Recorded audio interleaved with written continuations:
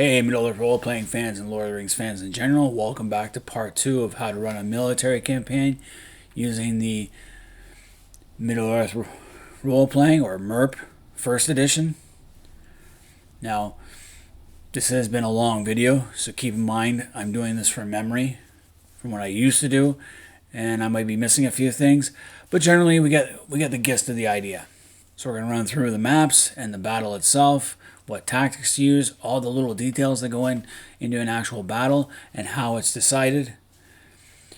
And we'll see what happens. So now we're down to the map side of this. Now I'm using a map.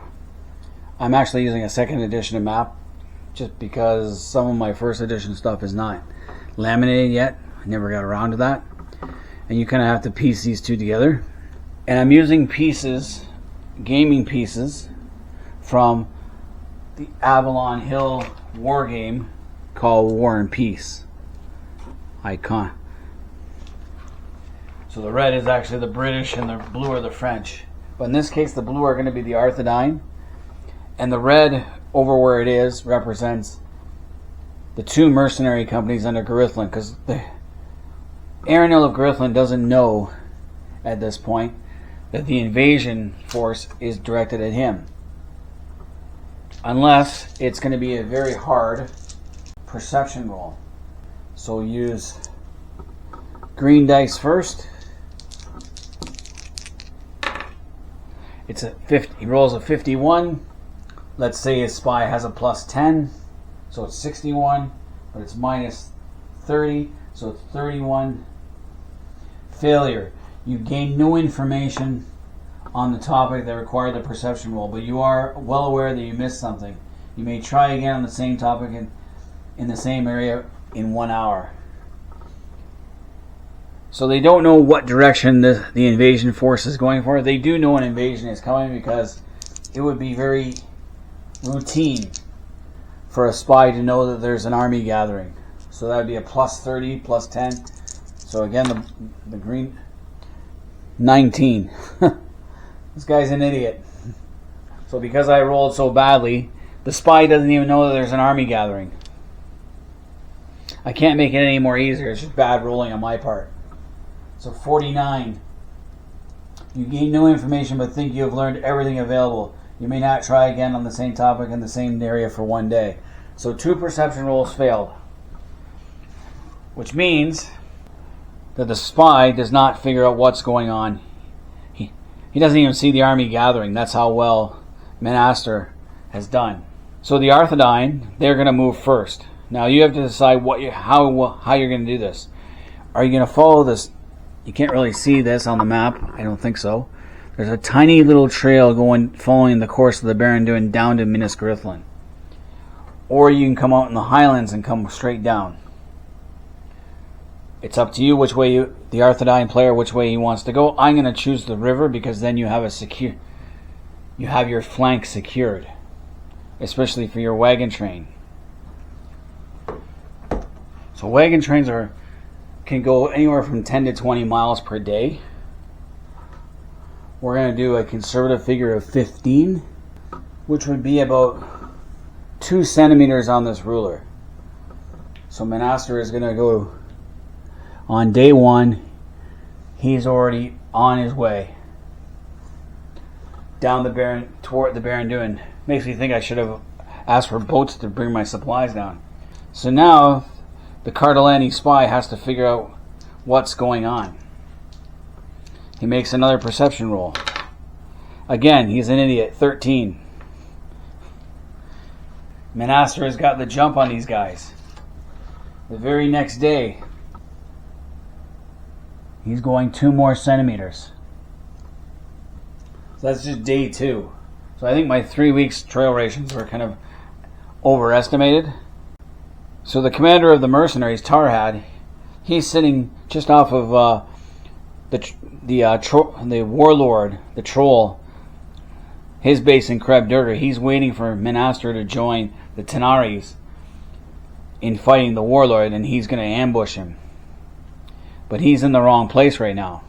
Menaster has no intention of going anywhere near the warlord. He's after Minas Garithland. So now that's day 2. Day 3, let's see if the spy does any better. He's got a 52. Or see if the spy network for the Grithlins are any better, 52. It's going to be because they're already on the move, they're gone from Sarn Ford, they understand something's gone wrong, and they have to look for them. So it's no longer a routine, it's going to be a medium. So 52 plus 10, 62. Again, they can't try. Menastre has again baffled the Grithlin spy network. He has now crossed a little streamlet and is now in Grithlin proper. If anything, he's on the inside track. Day 4. Grithlin is just terrible at rolling, and they got 9. Hell, there might not even be a battle before they even get this. He's still following the course of the river, though, which might... But now he's getting deeper into Grithlin territory, and now it becomes easy to spot.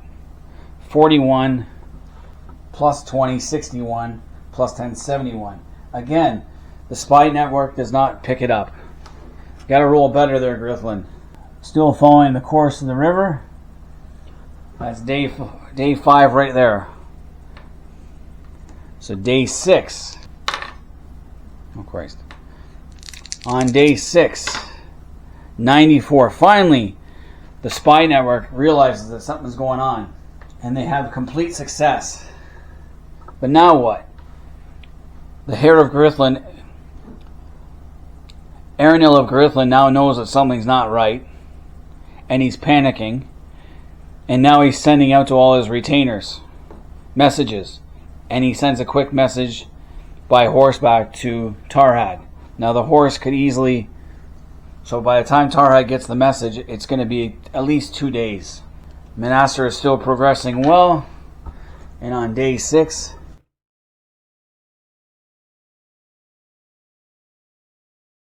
now he's got a problem. There's no ford across that little stream, and he's going to take a day, so he's really close to minus Grithlin. That's just day 6. Day 7, let's see if he can do it, if he can ford the river. We'll give him the blue dice, and we'll make the river into a obstacle that is, let's say, it's a stream. It's not exactly a river, but it might have high banks.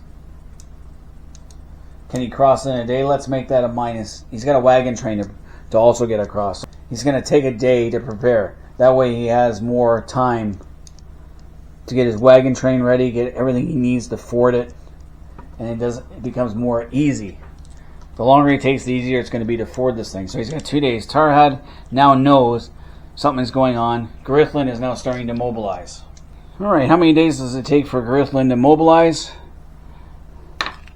It's going to take 4 days. So once word got out, it takes 4 days for the Grithlin forces to mobilize.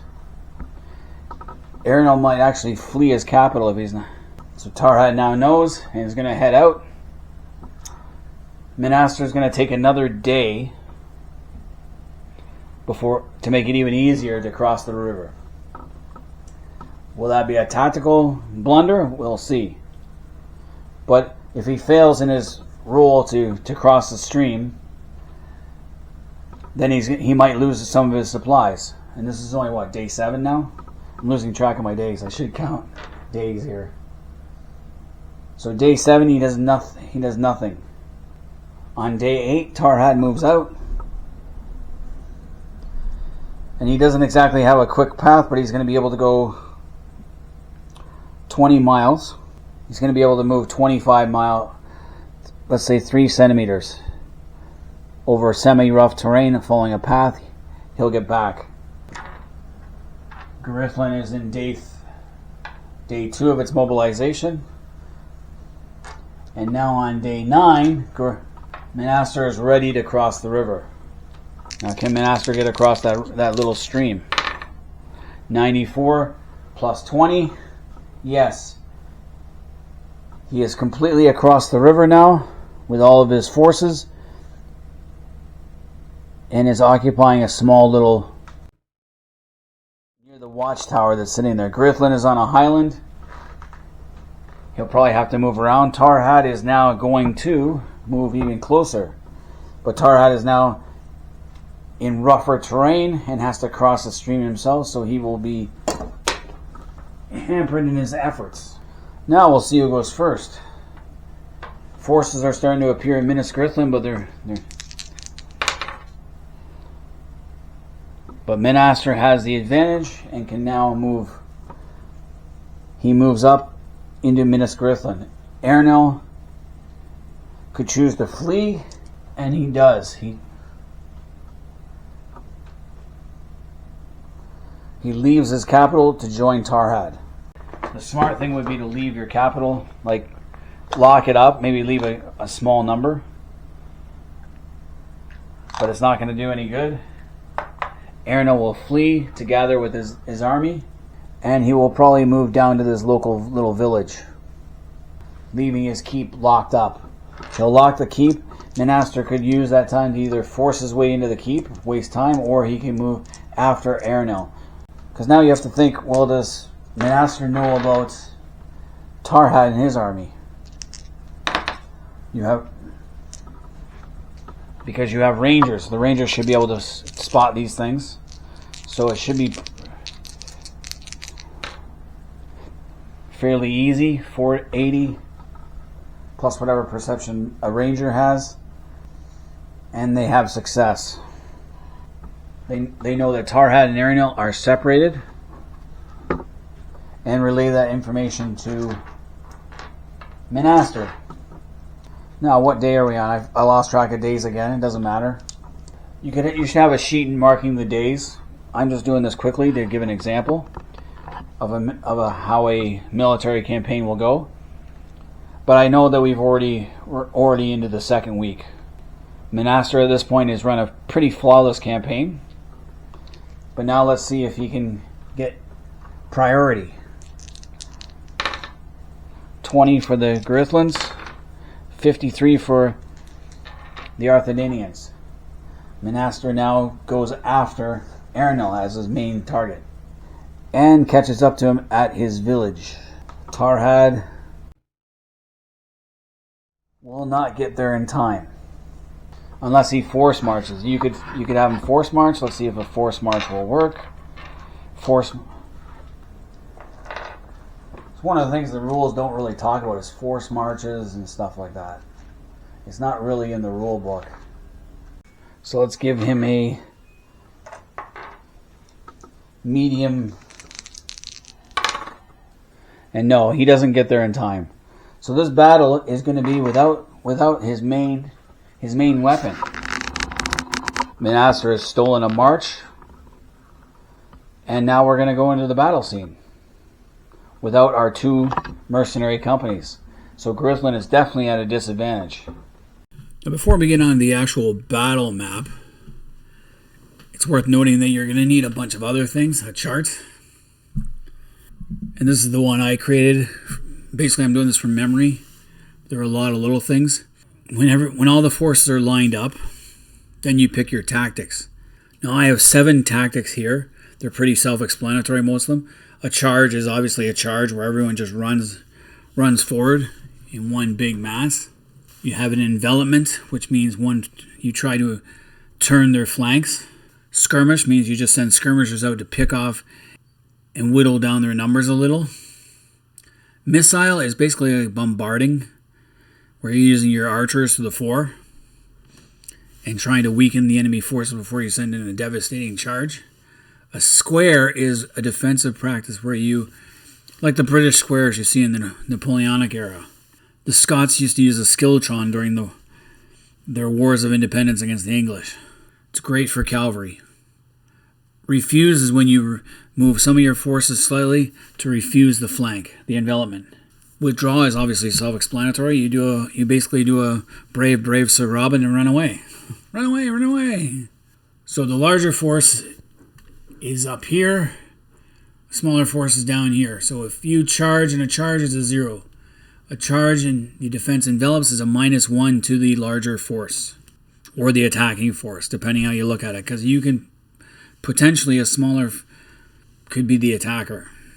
If you charge and they skirmish, it's a +2 for you because you're taking all their skirmishers are too far to the front and you're taking them out, especially if you have cavalry.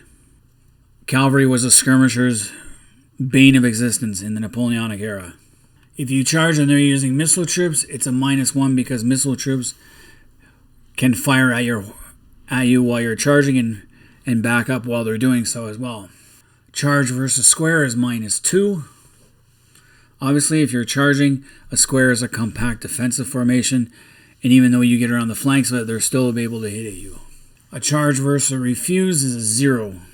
A charge versus withdraw is +2 to you. So you would add 2 to your roll as the larger force. So if you have to roll a 60, then you add 2, you get 62 right there. Next off, you go to odds. Now, if you're attacking 1 to anything odds, it's going to be -5. Sometimes the smaller force will attack a larger force, especially if they have their higher quality. So the Arthurian Royal Army attacking a larger force of Cardellani militia will obviously be higher quality, and they're not worried about the odds. 1 to 1 is a 0. So going back to the 1 to 2, Arthurians would have to roll -5 to their roll. So if they have a 70, they have to -5, so 65. They have to be 65 and under. 1 to 1, 0. 2 to 1, you add 5 to the attacker. 3 to 1, you add 10. 4 to 1, you add 15. So if you have 2,000 men attacking and they only have 5,000, you're going to add that odds number, 4 to 1. Now, terrain. Terrain also plays a factor in things. If it's in a woods, the defender gets a 2 to their roll.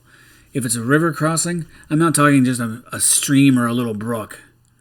I'm talking like a substantial river or ford, it's a 5. A swamp is 2, a hill would be 2, and a mountain would be 10. Fighting up a mountain. There could be other factors when it comes to that, but that's up to the GM's discretion. Other defensive bonuses include entrenchments. If you dig in, you get a 1. A village would be a 1. A town would be a 2. A small tower would be a 3, like Minas Grislim would be considered a small keep or tower. Large tower would be a 4. A fortress would be 5. A walled city would be 6. And a citadel fortress would be a 10. So Carndum would be a 10. Fornos would be a 6. Again, that's the discretion of the GM. The more elaborate the fortifications, the more higher it's going to be. Now, basically we're using resistance rolls, so you have to there's a chart, you do a cross-reference, but if both win their RRs, their resistance rolls, then it's 5% of the force killed, 10% wounded. No missing or prisoners. If the smaller force wins, the smaller force would lose 5% killed, 10% wounded. If the larger force wins, it's 5% killed, 10% wounded. It's the same. If the smaller force loses and vice versa, the larger force, then 15% are killed, 15% are wounded, 15% are missing, meaning they ran away, and then 15% are prisoners. If both lose the fight, then 10% are killed, 15% are wounded, 5% go missing, and 5% are prisoners. So both sides can take prisoners. It happens in many battles. Besieged. If you are besieged and you lose, you're going to lose 20% are killed, 25% are wounded, 0% missing, and 55% are prisoners. I should put one for the besieger. If the besieger loses and decides they could lose big time too. So these are all the varied things you need to worry about, and then your plus minus to roll the level of your troops. So this is your plus minus to the roll. So if you're level 5 and against level 3, then if you're charging and they're withdrawing, again you add 2, they minus 2. Armor. Whoever has the better armor type adds 1. Add -1. Weapon type, same thing, add -1. Terrain. If you're fighting in the woods, you would -2 or add 2, depending what the defender would add 2. If it's in a village, you add 1. Leader. If your leader is a 3 against you add 3. If your leader is a 1, you add 1. The odds. If it's 2 to 1 odds, you add 5. And then the fortifications, which I kind of added with entrenchments. So all these add up and you get a number. Cool. So now we can go back to the table. You can't really see this, but I printed out a layout of a village, which doesn't really work. And now what you need to do is position your forces. Now, normally you could either have little counters or pieces of paper ripped up and place your men, or what you can do is you can have one side go like that, do theirs, and the other side do that. But for this one, we're just going to do it quickly, and for that you just need a pencil and a ruler. Not sure how easy this is going to be to see, but essentially I have Aaron of Grithlin positioned with his troops just outside the village, defending the outskirts. He's trying to keep his line open to get his main mercenary companies, the Raggers and Athol's glorious bastards. And what we have is Aaron with his 60 mercenaries here. We have his nobles here, and then we have one levy group here, and then 3 levy groups of 100 each on this side, and then 2 levy groups as backup, because he has 600 militiamen who aren't very good. So he's in a bind right now. He only has, say, 150 professional troops, and he really needs his mercenaries that are on their way. That's basically how I have it set up. So he's set up to face a head-on charge with his best troops, as well as an outflanking maneuver with his levy. Now let's see where we put let's see what we can do with the Arthedain. All right, so I've set up the Arthedinians. I put 100 militia here. I put the entire nobles. I dismounted my cavalry nobles. So all my cavalry is dismounted, just because of the terrain and the fact that I need numbers in this case. So they are positioned here. The royal forces here. More militia, another militia company, 3, and another militia company. 3 militia companies on the flank. The Rangers, who are actually the best troops, are actually screening the army in case the Raggers do show up. I think they're still a day out, so that remains to be seen. Now next we got to pick our tactics. And these are super faded, but Aaron has chosen to square his army. I'm using these from the game War and Peace. The tactics is just an easier tactical, the basic. So he is squaring against a skirmish. So his troops are expecting cavalry, maybe, I don't know, or a charge. But no, he's just going to sit there and skirmish with them at first, wear them down. Now because they're squaring against us, it's not exactly a full frontal assault, but it might as well be. So just quickly, this is just a rough basics of this idea. So the militia for Arthedain are a level 2. I'll move this over. The levy are level 1. So you go here, the attacking level 2 and a level 1. So the Arthedinians need a 55, while the levy need a 45. Now other factors. The factor that they're a skirmish against a square gives the Arthedinians a +1. The Arthedain militia also have better armor, that is a +1.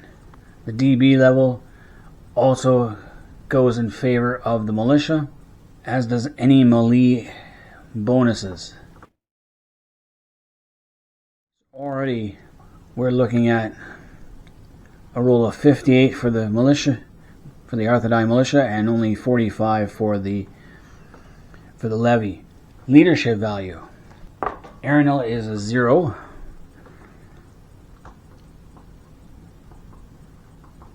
Well, Prince Monastor is a 5, so his men are a 63. So you need a rule for the Grithlini red first. 51. They fail their check. So they have failed. And for the Arthedain, we'll use green. 13. So they pass. So what's going to happen is the levy are defeated in this combat and will flee. Just a simple concept. Now the nobles. Oh yeah, I forgot odds. The odds are they're still 1-1. Now with the nobles, Monastor has 174 of his own nobles against 99 of the other nobles. So he outnumbered them, but not by a great deal. So no big deal there. The Arthurine nobles are only a level 3. The Grithlands are a level 4. So that changes things. It flips it. They're now a 45. They're now a 55, which isn't a good thing. When it comes to armor, they are more or less the same.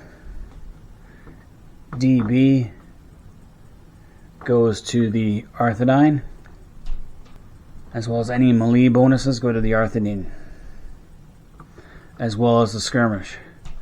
So already we're sitting at 48.55 plus the 5, 53.55. So it's a little bit closer in odds.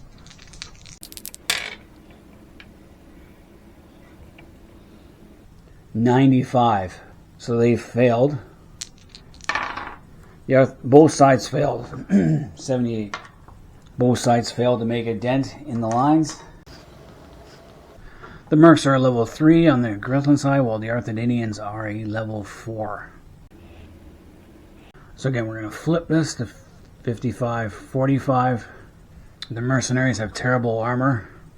It's actually down a couple of levels. It's only soft leather.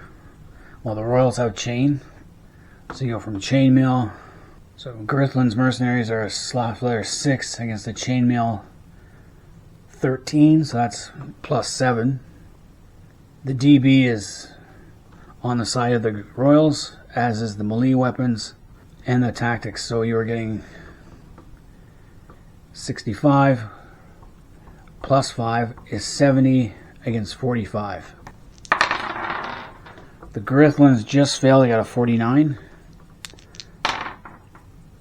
Well, the Arthedinians get a 60, so they pass. And we already know for the other 3 militia groups that are attacking, so you have 45 to pass for these next 3. 20, they pass. 42, they pass. 17, they all pass. The militia on the other flank hold. Pass. Pass. Oh, sorry.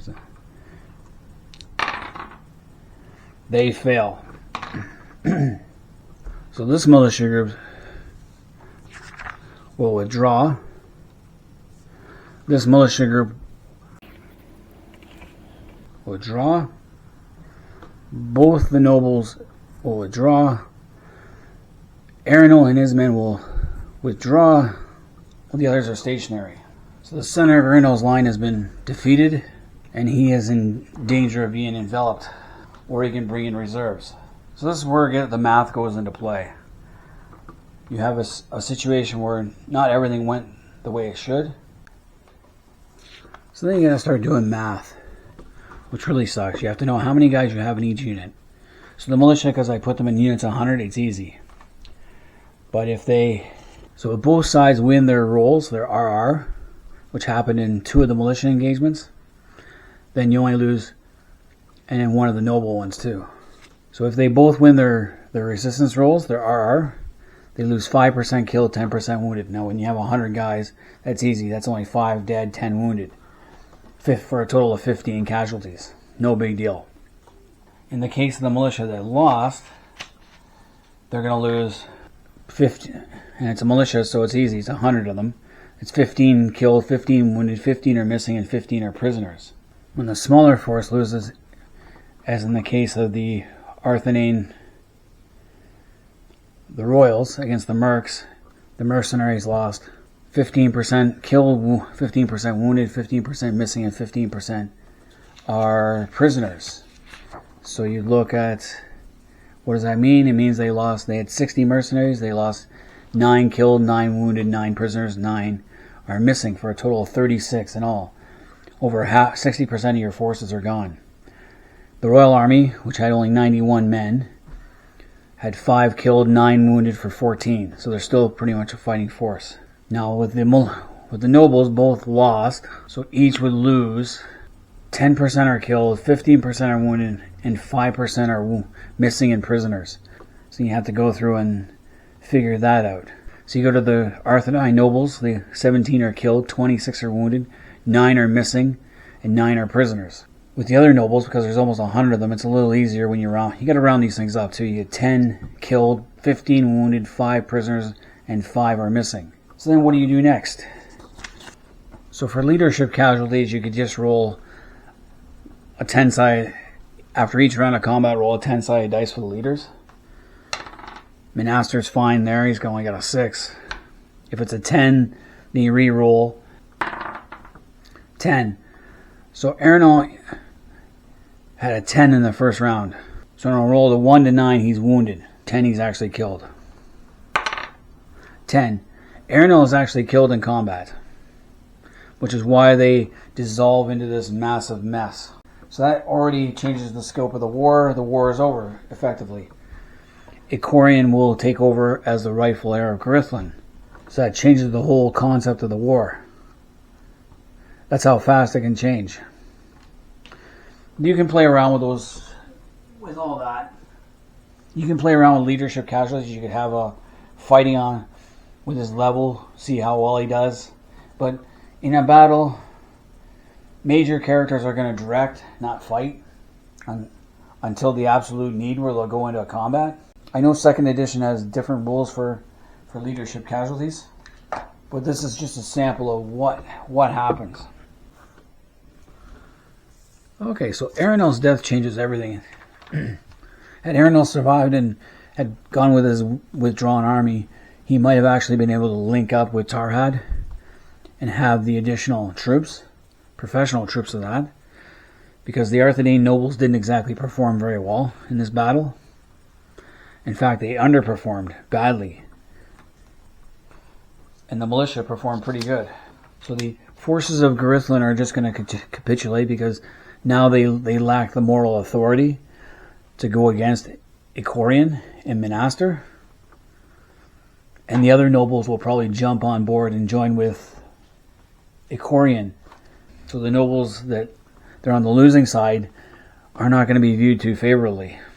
Again, same scenario, you're going to get your prisoners back, and the missing are going to be probably drift back in, or they're discovered wherever they were hiding or laying. Maybe they might have been wounded. So not bad. You can do variations of this thing. There's a lot of math involved after each battle. You can condense the battles into big blocks. I like to break it down into units, because then you get, like, it was obvious that the entire left flank of the Carithlin line collapsed. The levy were beaten and fled. Arenal's mercenaries fled. That would have made these two levy groups nervous, and they would have wanted to get out of there too. And the nobles, they lost as well, and they were backing up. So with Carithlin secure, Icorian is installed. Now, does Menaster leave him a couple of men, maybe a section of Arthedain troops, like a small squad to help him? Because will he trust his own mercenaries, or will he trust his own retainers? That's something you can figure out if you keep going. This is just a mini campaign to give you an idea of what the military campaigns look like. After I did this and established control, because news of this would percolate back to Angmar so slowly that it's already a fait accompli. There's not much Angmar could do quickly. So after this, there's a 5% chance of an Angmaran response. 75 no. So it'd have to be a roll of 5 or lower. Angmar's not going to respond to this because it just might be, Icorian might just go his own way after this. Icorian will have to rebuild, as will the Arthedanians, but it does give them a foothold. Icorian does have his seat on the council and is called to council soon. When I did this, and he'll reorganize his own forces. The next target on my list was the Tanar, and I used the forces of Carithlin and Tyrene Gorthad, as well as the Royal Arthedain army and the Noble army, to invade the lands of Tanar and get that barony under control. But anyway, in essence, that's how you do a military campaign. All right, so wasn't that fun? I wasn't expecting Arenal to die at the end. not so fast anyway. I actually had rolled for a second part of the phase of that battle. And then I remembered, oh wait, leaders also die. Leadership casualties. So I went back into the leader casualties, and it turned out Aaron died in the first round, which kind of made the second round of battle pointless. Just meant more unnecessary deaths. So I cut that part out. So it's just one of those things where I forgot, oh yeah, we do this. But the end result is this guy, Icorian, is now the right, he's on his little barony of Grithlin. He is now the Her, or Prince, or whatever you want to call him. And he now has his seat on the Arthedain Council. So he's got his importance. And Grithlin, this area right here, is now part of Arthedain. Arthedain will formally annex it at the next council meeting, instead of just having a formality. And that way, they can start planning the next little adventure. Which the next adventure we did with the military campaign was, we went into this is a second edition map. We went into Tinar, it was called then. We had Icorian lead a little force from Grithlin. We had Minaster lead his force from Sarn Ford, and we had Pelender from Tyran Gorthad lead his army, his little force down from the Barrow Downs. A three-pronged assault into Tinareb. The guy playing Tinareb had a hard time deciding which way to go. He couldn't let them all, but that's a tale for another time. So it is an interesting way to play a military campaign in Middle-earth. It's not perfect by any stretch of the imagination. I'm using rules from other sets, from other game systems, like War and Peace. Eventually I use it from another hexagonal war game called Brother vs. Brother, the American Civil War. They have a slightly better tactical system, as well as casualties. But that's for another time. So all you Middle-earth role-playing fans and Lord of the Rings fans, let me know what you think. Was there anything I could have refined better? Remember, I'm doing this from memory. And how did you run a military campaign? I'd love to hear from all you fans. Until next time, I'm Roman Daisel. I am out of here.